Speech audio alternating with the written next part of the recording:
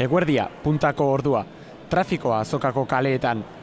Auzoko lasaitasunetik kalera jaitsita nabari da joan etorria.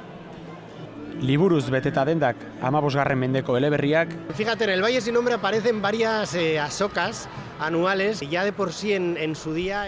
Antxina, urteko azokara eramaten ziren ere produktuak saltzera, Durangon bezala. Tener lugar siempre, o casi siempre, en otoño-invierno, que era cuando se había recogido ya la cosecha y demás, y Durango también. Eta gaurkoak, jaieguna izan arren, unibertsitateko liburuak saltzera. Momentuz bizatu dugu, así que bueno, posik. Bada jente asko, bada jentea mobiliten da, así que bueno, egunen luzea da, así que bada denbora. Diskoko azaletan ere, aurpegi berriak eta zarrak. Los clásicos en euskera también, aunque entiendo, ahí ando poquito, pero sí me gustan, sí.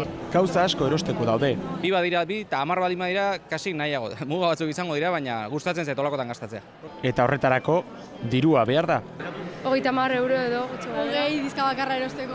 Ni mordoa, ekarri dut 20 euro edo. Ekarri dut bakarrik 100 pico euro.